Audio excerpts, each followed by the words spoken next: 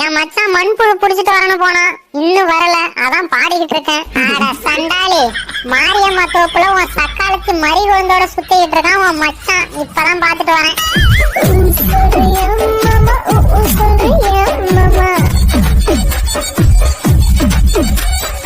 என்னடி சொல்ற? சீக்கிரம் போடி, இல்லனா உன் மச்சான் மறி குழந்தைகிட்ட மயங்கிட போறான்.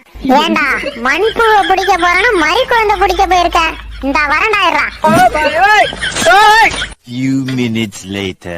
நீ மண்புழு பிடிக்க போன எங்கடா? கேட்க மறந்துட்டேன். மண்புழு கிடைக்கலடி. ஏண்டா மண்புழு தேடி போறானா மறி குழந்தை கூட மஜா பண்ணிட்டு இருக்க? நில்லுறாங்க தெரியாம